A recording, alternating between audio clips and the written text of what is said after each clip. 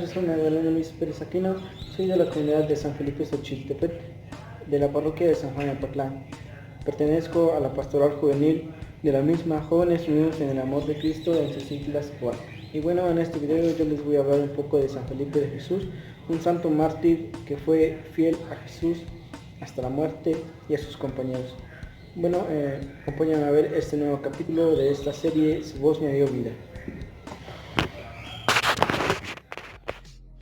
Felipe de las Casas Martínez nace en la Ciudad de México el 1 de mayo de 1572, primogénito de 11 hijos del matrimonio español formado por don Alonso de las Casas y doña Antonia Martínez. En su niñez se caracteriza por su índole inquieta y traviesa. Se cuenta que su nana, una buena negra cristiana, al comprobar las diarias travesuras de Felipe, solía exclamar con la mirada fija en la higuera seca en el jardín: antes la higuera seca reverdecerá a que Felipillo llegue a ser santo.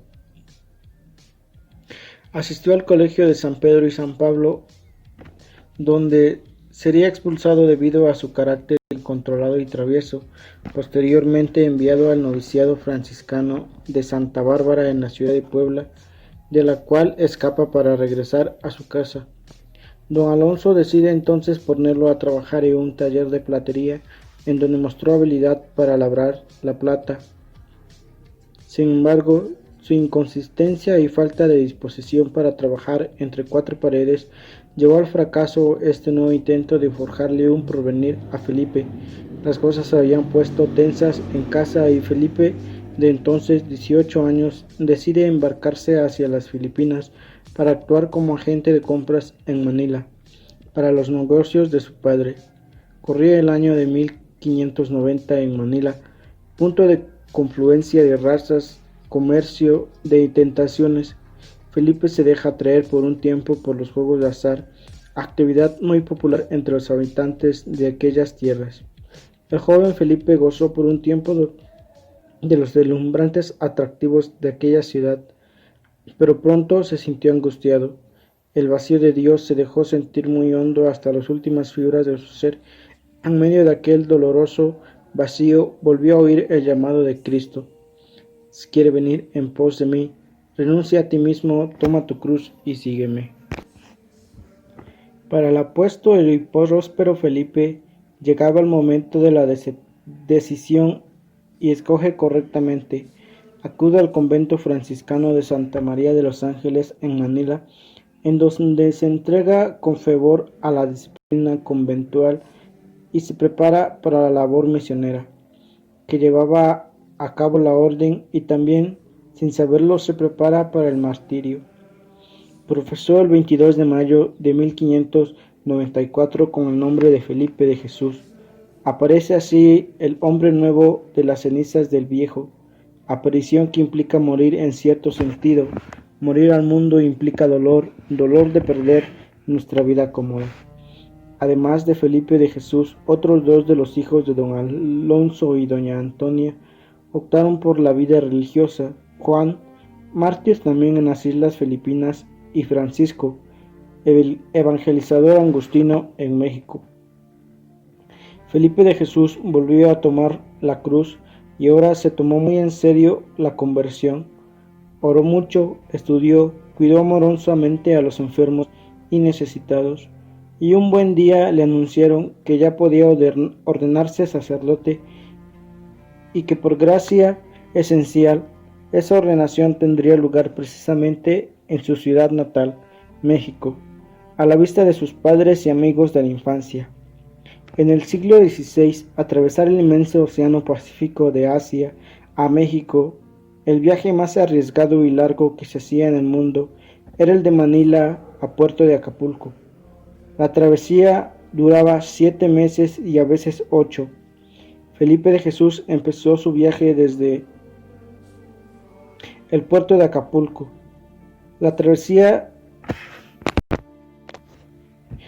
de Felipe de Jesús empezó su viaje desde el puerto de Cavite rumbo a su patria el 12 de julio de 1596 en un navío que tenía por nombre anticipado el San Felipe.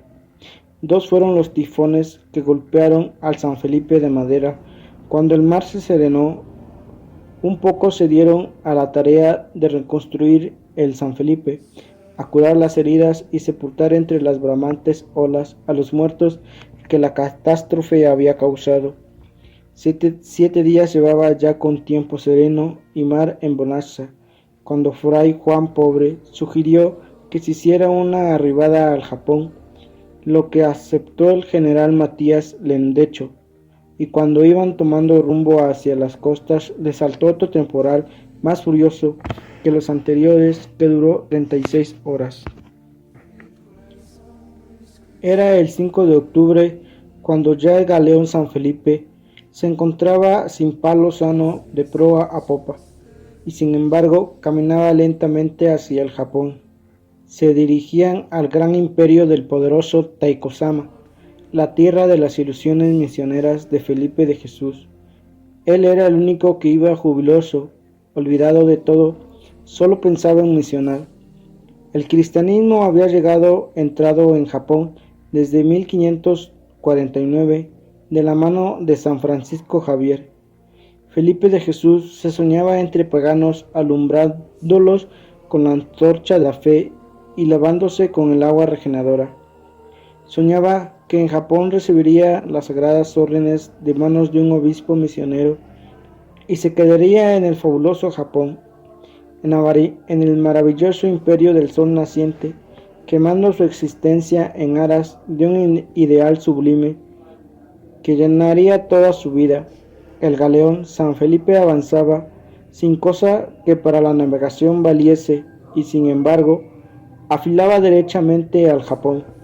Todos palpaban que la navegación era milagrosa hasta que por fin descubrieron tierra del Japón a la altura del Meako, capital del imperio.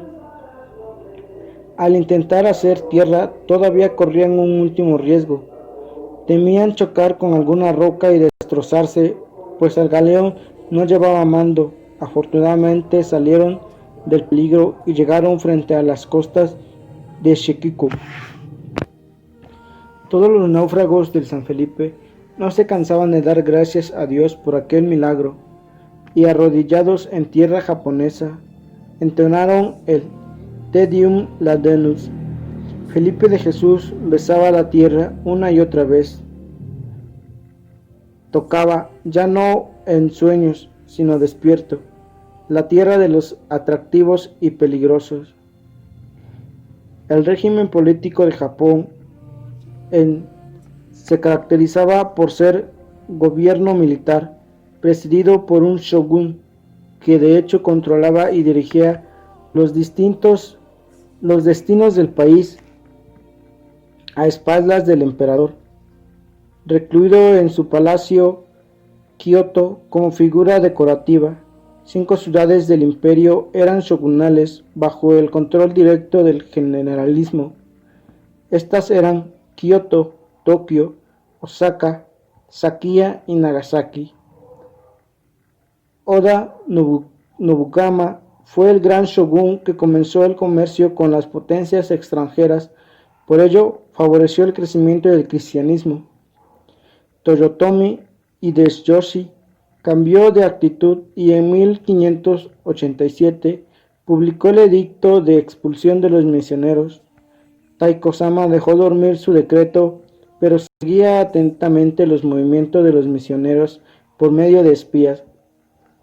Una delegación de los náufragos, incluyendo a Felipe de Jesús, decide viajar a la ciudad de Kioto para encontrarse con otros franciscanos que predicaban ahí y solicitar al embajador del gobernador de Filipinas, Pedro Fray Bautista, su intercesión ante el shogun Taiko-sama para reparar la nave que había sido confiscada por el shogun.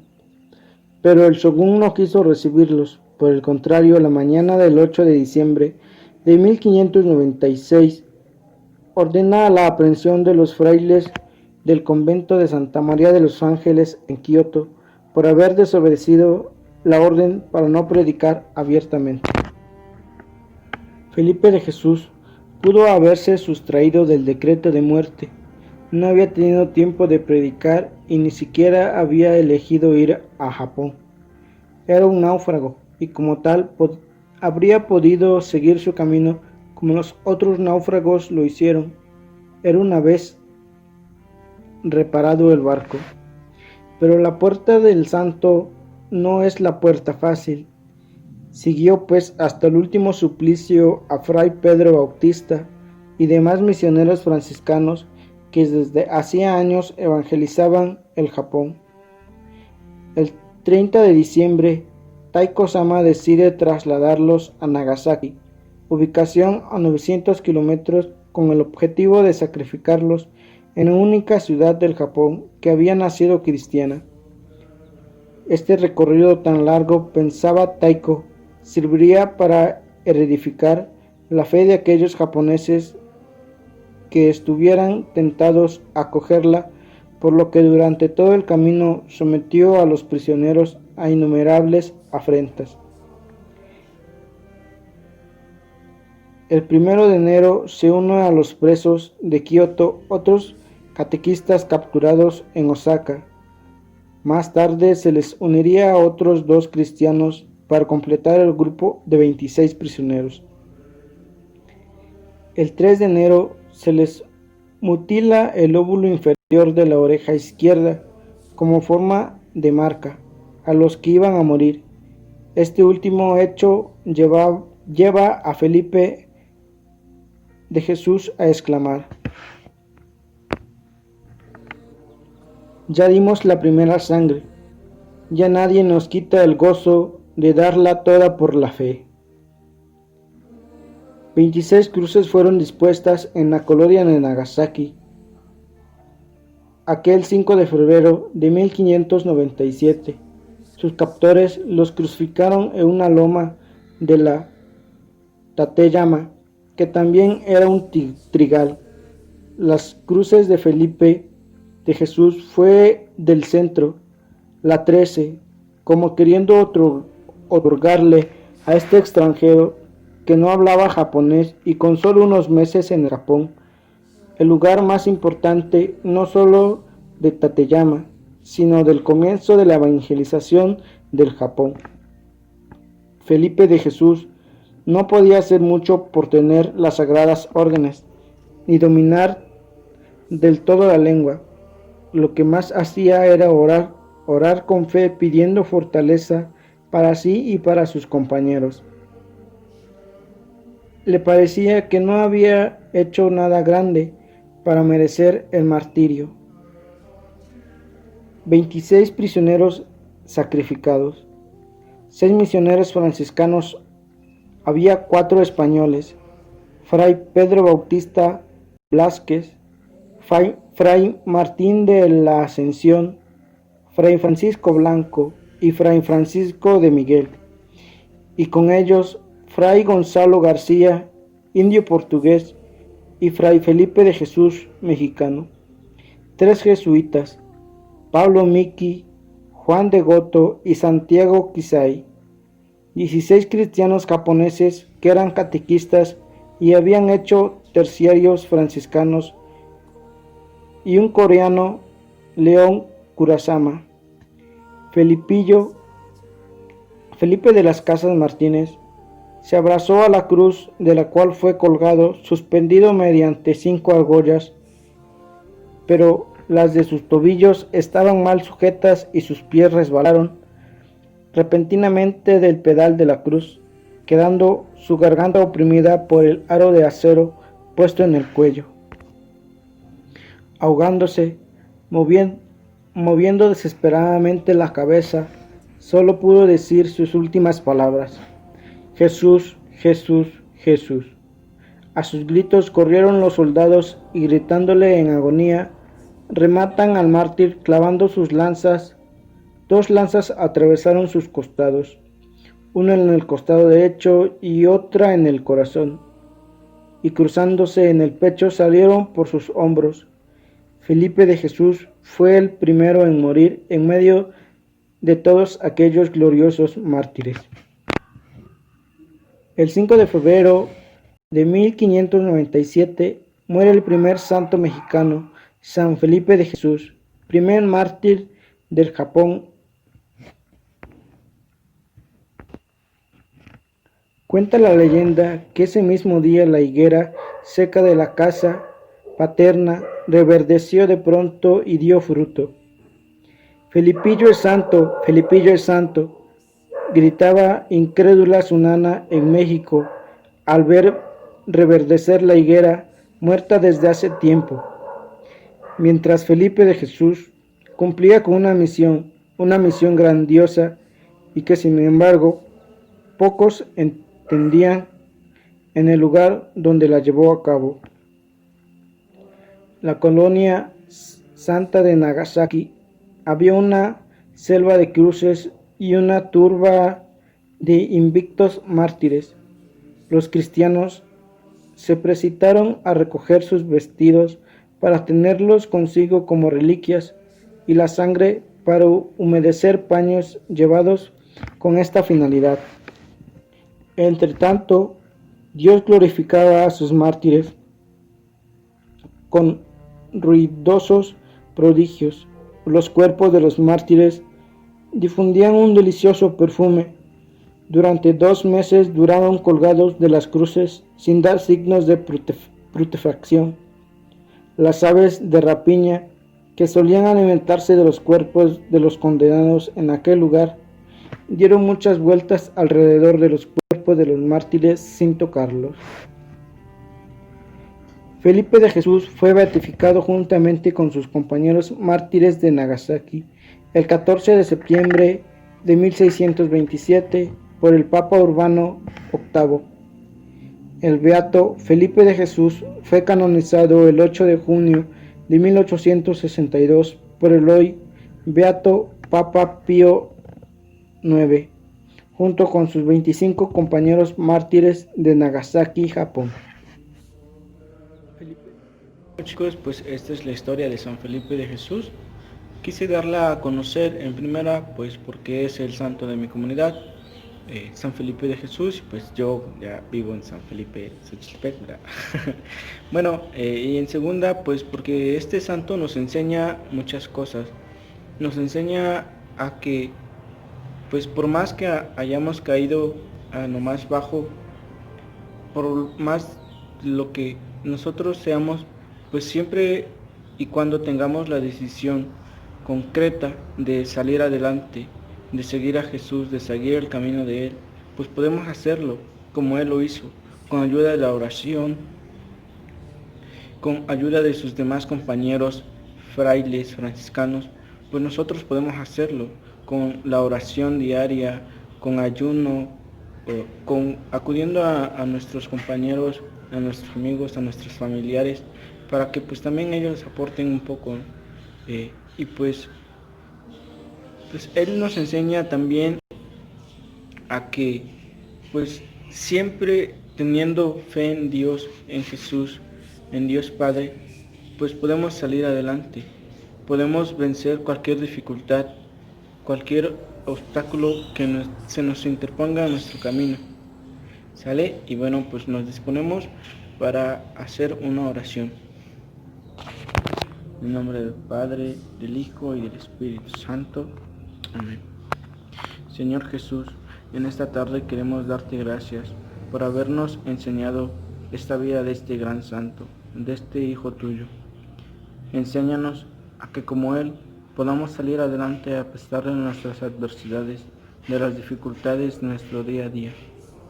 Enséñanos a darte un sí rotundo como Él lo hizo. Enséñanos a hablar contigo todos los días en la oración. Eso te pedimos el día de hoy, Padre Santo.